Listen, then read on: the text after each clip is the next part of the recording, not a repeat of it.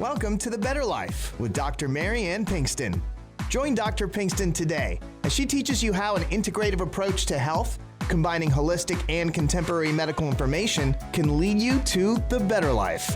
And now, here's your host, Dr. Mary Ann Pinkston.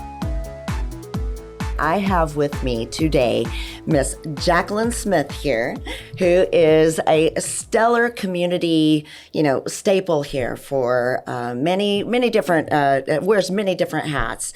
And she is the CEO of the Jacqueline Smith Foundation and is head of the Charlie's Home for Vets and for Enchanted Hearts, Alzheimer's and Dementia Association. So she's got a lot of things going on. We're going to try to break it all down here in this short little time that we've got, but we're going to do it because we are good. So the first thing that I'm going to let her talk in a minute, but the first thing that we're going to highlight today is the event that she's got coming up on May 1st. So we want to get a lot of information out there for you guys on something very, very important. This is a volleyball tournament, Spiking Out Hunger, and this is going to be for homeless veterans and supporting the homeless veterans here in San Antonio. Very, very important. At Sideliners Bar and Grill, and it's going to be, we're asking for food and clothes and hygiene items and donations, and so I'm going to let her talk now and give us an idea of what she's got going on for the city. Awesome. Well, thank you so much, Dr. Pinkston, for having me on the show. I'm totally elated. As she said, everyone, the event is on May 1st. It is called our Spiking Out Hunger Volleyball Tournament to assist our homeless veterans. On the day of the event, we'll be collecting non-perishable food items, clothing, shoes, and hygiene items. So we're super excited. We're hoping to raise a lot of funds so that we can feed our veterans. And have a lot of fun. Yes, fun in the sun. That's right. We'll see you in the sand, my friend. That's right, exactly. So she's going to get me out there and make me play some volleyball, and that's going to be a lot of fun. So just watch that. That's going to be crazy. So I know you have some more things coming up ahead as well. So let's talk about May 22nd. Give me an idea what's going on there. Awesome. So that's our Remembering the Fallen. We're having a luncheon for veterans. So we're going to feed 250 veterans. The location will be announced. So Dr. Pinkston, she will air that for you guys at a later show. But we're going to be just honoring the fallen. We're going to have a lot of veterans coming out for the community and just have a good time. So we're going to have a prayer and just kind of remember those who paid the ultimate sacrifice and then honor the other veterans that are alive. So we're looking to have a great time. That is wonderful. And I know you have a third event coming up, which we'll talk about. It's a little bit further out. But really what I want to know is, how did you get so involved with Veterans Affairs? Well, my father is a veteran, and everyone always asks, "Are you a veteran? Thank you for your service. Thank you for your service." And I said, "No, I didn't serve, but my father served in the Army and in the Vietnam War briefly." And so everyone in my family, I have individuals from all branches in my family. So like the family reunions are a cut up, right? Yeah, I'm sure. The family reunions are a cut up. I'd love to be a fly on the wall for sure. Yeah, so I just started helping individuals. I've always helped people. And so I was helping some military individuals, but I didn't have any background. And the VA offers so many services for free. I said, well, why are there so many homeless veterans? Why are there so many complaints? Why? Right. So I interviewed about 85 veterans myself, active duty and veterans, to find out what was the need and why were there so many homeless individuals. And so I initially started Charlie's Home for Vets, which is a for-profit organization. And we just started providing clothing, shoes, and hygiene items for some of the homeless veterans. I quickly realized that I was in over my head. This thing was like huge. No way, not you. I was like, well, I'm only a nurse. My pockets aren't that deep, so I'm going to have some help from the community. So I started the Jacqueline Smith Foundation, which is a nonprofit organization, and then we met all the needs. So we provide if resources are available, we provide the clothing, shoes, and hygiene items, financial literacy classes. So we want to help you learn the importance of your credit score and to manage your finances. And then we have a navigation of Veterans Resource class. And so most of the veterans were either homeless or going without because they didn't know what resources were available or how to tap into those resources. So we have a Navigation of Veterans Resource class. And on this call, we have other military organizations, individuals that are looking to hire veterans and things of that nature. So the perk of being on the call is to learn those resources that are available and speak directly to those CEOs or EDs that are at those communities. There's a huge division, and you and I have talked about that, a huge division in people people who, there's so many resources out there, but like you say, there are many people who can't tap into that and complain. I don't know where to find it, how to find it, how to do it. And so where can we eliminate that divide? Well, the thing that I try to do is I try to partner with as many military organizations and resources as possible. That way, if it's something that we don't offer, we can refer you out. And so during those navigation veteran resource classes, we share those resources that are available. If you follow our social media platforms, we're always posting resources that are available, individuals that are hiring, food that's available, interviews that are going on in the community. So we always just like to share, and partner, because together we can do more. So for people who, are not totally technological savvy, who, and I think that is part of the problem. Not everybody has the resources to have an iPad or, a TV. And so where can people tap in? How can they get started? How can they reach your services on an easy level? And so that's one of the bigger things. I'm glad that you brought that up, the digital divide. Right. And so a lot of the veterans that we have, they can't read or understand what the questions are asking. They don't know how to fill out those forms or something like that. The thing that separates us is we have the ability, because we're a smaller organization, to go out and sit down for that one-on-one, help you fill out that paperwork, help you understand. And there's a lot of organizations that will do the same thing, but they don't have a way to get there. So then you have to figure out, well, what's the resource to get there? And Texas Veteran Network, formerly known as ACOG, they offer Texas Ride for Heroes. So if it's a veteran, you can call them, but you have to schedule 24 hours in advance, and they will pick you up and take you to your doctor's appointment to get groceries or whatever the case may be. That's amazing. Yeah, so you just have to know where. Again, and that's their resources. Exactly. And that's the uphill battle that we're fighting. Well, what I want to provide and try to help you do is have a source. If somebody is watching, somebody knows a veteran, knows a family, knows somebody who's in that great divide, how can they reach you? Do you have phone numbers and links and things like that? So I'm going to post all that on my website and leave that as I'll put even a page and leave that as a place for a resource, because somewhere you've got to have it. You hear about it, and we're talking about it. And you're going to forget. but then it's like, oh, I didn't write that down, or how do I find that? So we'll put that on and have that as a staple. So tell us a little bit more about your father.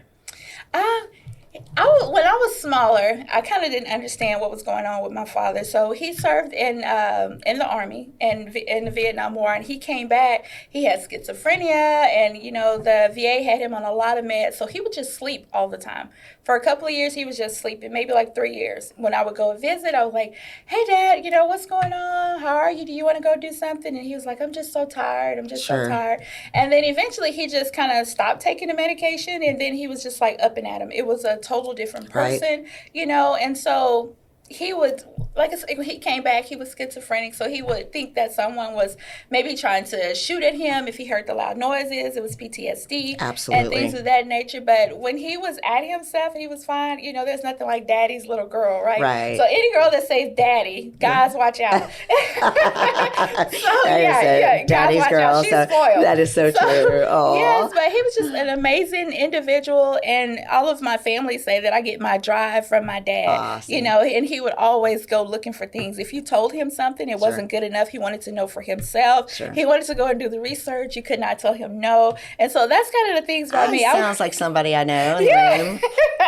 I know. I told him I wouldn't call it stubbornness. I just don't like the word no. Well, there's a reason why I ask, because I heard you describe him the other day, and this is what I see for myself. I have, veterans in my practice, and I've done this for 21 years, and I see that exact story of a person, a normal, wonderful, driven, beautiful human being that was stolen by an event, a war, the PTSD, and then the arrival back in the States to lose your contact with yourself in the medical field and the help and to be processed through the VA, and nothing against the VA at all. I mean, these people work very hard. I've worked in the VA before. These people work very, very hard, but there is just a loss there for people to get, help and care. And there's a lot of medication and prescriptions that are written, and people really get lost in all this. And your story resonated with me. I see this over and over and over again. So I wanted you to describe that, because it's nothing like somebody who has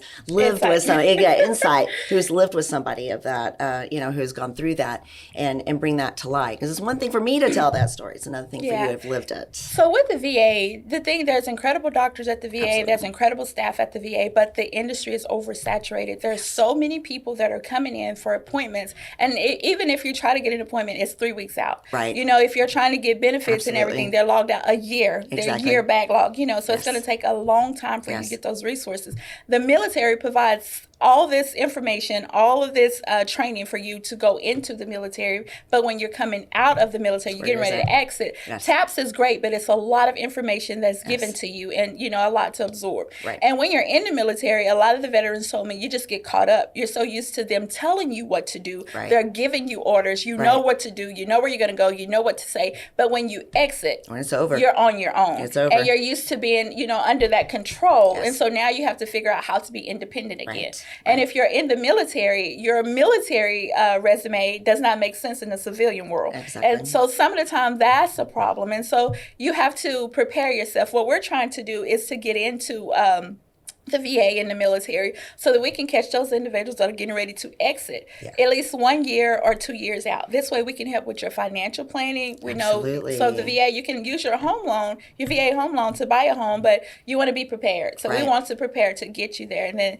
if we prepare you for success before you're exiting, then hopefully you're super successful once you do exit. And it's just so there's that's the a bridge right there, because it's either get out and then nothing and no place to. But there's all these resources. So how can you bridge and get into that? And that's absolutely wonderful what you're doing. And they're not thinking about it because you know that you're going to have another check coming on the next month, and you're kind of blowing your money. You're not saving, and this is all I tell you. This is not for me. This is for military individuals that I'm talking to. Is true. So they just really wasn't thinking and they wasn't preparing, and you kind of you're not knowing what you're going to do. What is your next step going to be once you exit the military? And so if you're not planning, if you don't have a good support system once you exit, then things can be very difficult for you. Exactly. Yeah, but you have done a great thing. Something that you may not really know and understand is I came across this beautiful person on Facebook. I tend to stalk people's Facebooks from time to time in their friends list or whatnot. But really, what I'm doing is nothing malicious. I'm just looking for energies. People who are serving or who are trying to get something accomplished. And if there's anything I can do to lift people up and bring them to that light, which you need to do. You need a lot of attention. You need a lot of. I mean, you probably don't need much help from me, but you do need a lot of help bringing your resources to light. And I know you've got some other things that you're interested in, which we're going to talk about here after the break in just a second. And so I want you to mention this last event. I know we have one more event coming up on June 26th, a little bit further out. So tell us about that one. So I'm super excited about that, Dr. Pinkston. I'm like, yay! So this will be the first annual Charlie Watkins Parade of Honor in honor of my father. So we're going to honor homeless veterans, something that has never been done in San Antonio, Texas. So we're super excited. That's great. We're going to take this parade right to our homeless veterans downtown at the GI Forum. We're going to go around by Haven for Hope, University Hospital, Santa Rosa. And so we're expecting this thing to be huge. Anyone can participate. You all can go to the Jacqueline Smith Foundation's website to sign up and register to be in the parade. All the logistics are there. It's going to be a great time, and we want it as huge as possible for the veterans. All right. So we still have to keep the social distancing protocol, so it's just going to be in a drive-through manner. Initially, it was just going to be this huge party in the streets, right? Oh, bless your and heart. so we were going to have like free haircuts and, giving away food and just all kinds of things going on. But because of COVID protocol still, it's just going to be in a drive-through manner. But still lots of fun. We'll be giving away prizes for the best float, the best dress, who served the longest in the military for people there. So lots of fun. And we're even going to let the homeless veterans at the GI Forum participate if they can come out. That's great. Yeah, so so I'm we're sure you're super going to, excited. that is. And so I wanted to save the best for last right there, because I know that is the most important to you in honor of your father, which I think is wonderful. Yes. So this is going to be an event for years to come. Yes, So COVID this year, it's all right. We'll get past it, but just right. get a good introduction to the city and get you on your feet with that. So after the break here in a few minutes, we're going to talk about Alzheimer's. I know this is something that is near and dear to your heart, near and dear to my heart too. I have a lot of patients. This is something that's a bigger and bigger topic all the time. So I want to talk about that for just a little bit. Part of what what I'm here to do too, I've got a med spa that is here in town. And so I am promoting a medical spa. It's Dolce Beauty and Laser. And it is owned by Lisa Trinquier, who is a wonderful, beautiful lady who has lots of training in the industry for anti-aging regenerative medicine behind her. And so I'm going to put Dolce in the forefront here in a few minutes with a commercial. But I definitely wanted to mention Dolce, who is sponsoring me and my show today, which we really, truly appreciate. And so I wanted to ask you one more thing before we slide into break here quickly, about a minute and a half or so. What kind of items, if people are going to bring things, what kind of items are you wanting people to bring? For the parade? For the May 1st, for your May initial, 1st. yes. So we'll be collecting non-perishable food items, food, clothes, shoes, and hygiene items. So we'll have a bin that's out for all of those. Any clothes, if they're new or gently used, we will greatly appreciate those. Any age, any size, any age, anything. children, okay. all the Right. way. So we have the veteran families. They also have children. There's one family that resonates and come to the forefront. She's an Air Force retiree, and she's, I think, 58, and she's taking care of 9 of her grandkids. Oh, my goodness And so gracious. we take out food. We took out over 100 pieces of clothing to them. So any ages, we accept any ages. We also have a site where you can drop your things off. It's Mako on Walsham, 6413 Walsham Road. The owner there is Mr. Yinko. We'll put that on the site too, and he's all. a veteran as well. Good. Okay, excellent. And the hygiene items, I'm sure, shaving, toothbrushes, things like that. Toothbrushes, toothpaste, deodorant, socks. The shaving cream, the razors, feminine products, and things like that. Excellent. Shampoos. Mm-hmm. All right, excellent. Well, that is good, because sometimes people are confused about exactly what is needed. So, okay. Well, we are going to take a very short break, and we'll come back and talk a little bit of Alzheimer's with Jacqueline Smith of the Jacqueline Smith Foundation today.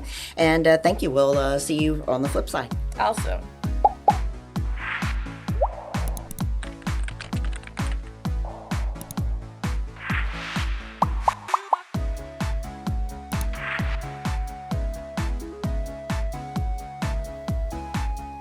Thank you for coming back and joining me with Miss Jacqueline Smith here of the Jacqueline Smith Foundation. This lady is wonderful, beautiful energy, lots of information, and so I'm trying to squeeze this into our 24 minutes and bring you some great information about homeless veterans and some events that she's got that she's bringing to San Antonio. And I'm going to have this on my website, so drpbetterlife.com, drpbetterlife.com. I'll list all of these things, but I briefly want to launch into a huge topic that cannot go into a few minutes, but we're going to try with Alzheimer's. And you have been involved with Alzheimer's and its plot and plight. I know you have a medical background, and so give me a little bit of a background on why you're so interested in Alzheimer's. Well, with Alzheimer's, my grandmother passed away with Alzheimer's, so that's very near and dear to my heart. I've been a nurse for 13 years in the medical field for over 20, but I never had a personal encounter with Alzheimer's until my grandmother. So watching someone you love and has been a part of your life, your entire life, watching them just regress and fade away into nothing is very emotional. And there's nothing that you can do to prepare you for what's to come. Education is the key. So with Enchanted Hearts Alzheimer and Dementia Association, we train caregivers and medical professionals how to care for individuals with Alzheimer's, how to understand the disease, how to understand the behaviors, and even to how to prepare for end of life when they're transitioning. So it's a huge thing. It's much needed, and a lot more light needs to be shedded onto that topic. Absolutely. And it's kind of like the veteran issue, because there's a great divide there too about resources in San Antonio. And there's so many, but how do you reach them? How do you get to them? So definitely want to highlight that on our site. And I know that you are highly involved in the Passionate About Purple Gala. That just sounds too much fun to me. I imagine purple gowns and purple. Oh yeah, yes, I'm imagining the rest of that. That's right. Yeah, the fun stuff. Yes. So I know this will be. You had to skip last year, unfortunately. Sounds like you're going to be able to do it this year, though, and it would be the 3rd annual for you. Yes. In November with the Mental Health Awareness Month of November. So tell us a little bit about that. Yeah, so this will be our third annual, just like Dr. Pinkston said, and it's just to highlight individuals. So last year, or the year before last, we highlighted my mother and a caregiver of his wife. It was actually a doctor as well. Wow. And she passed away after we honored her, but she said that was one of the best times she'd had in a long time. Wow. And he and her, they didn't get out much, but to be able to come together and highlight him for the services that he's provided for her, because it's very hard, it's taxing on a caregiver. You have to, your entire life changes. You have to make many sacrifices. I will say that. And so we actually honored him as a caregiver. His name was Dr. Richard Hoffler. Okay. And so, it was amazing. Wow. And so we shed light on Alzheimer's and some of the things that take place. And then we just highlight organizations that are in the community. And then we try to pick out individuals that need that. Gotcha. Yeah, I guess, individuals that we just want to highlight, to thank them for being a great caregiver, so to speak. So many wonderful people out there to do so. And I know you have a couple events that will end the year too. So at Thanksgiving, have a food drive. It's November 20th, you said, right? For that. And then a Making Spirits Bright toy drive, which will be December 11th. And I know you're wanting to do about 100 vet families, provide for on Thanksgiving, and then provide for 500 kids in the Making Spirits Bright in their toy drive. You did 401 last year. So you got to get to 500 this year. That's great. Always aim to go higher. So last year, this will be the second annual Thanksgiving food drive for veterans. And this year, like she said, we want to serve 200 families or 100 families. Okay. And then for the Thanksgiving the Making Spirits Bright toy drive, we shot for 200 and we actually served 401 kiddos. That's so great. We want 500 this year. We are going to do this again. We're going to we are going to talk about this. So you're this is not the last time you're going to be with us. We're going to do that. And I'm I really appreciate you being on today. This is truly wonderful. Your energy is beautiful. You've got a lot of things going on, my friend. I don't know how you do it, but I am so pleased to be a part of it. Thank you for letting me be a part of it and bringing your story to San Antonio. Absolutely. So I do want to talk a little bit about what I do in my clinic. So I am a family practice physician and integrative physician in San Antonio. I've been doing this for 21 years. I have Pinkston Medical and Wellness Clinic out on Shaenfield Rd. So it's 10865 Shaenfield Rd off in the northwest, kind of west area off of 1604 and Shaenfield. And our number is 210-698-7825.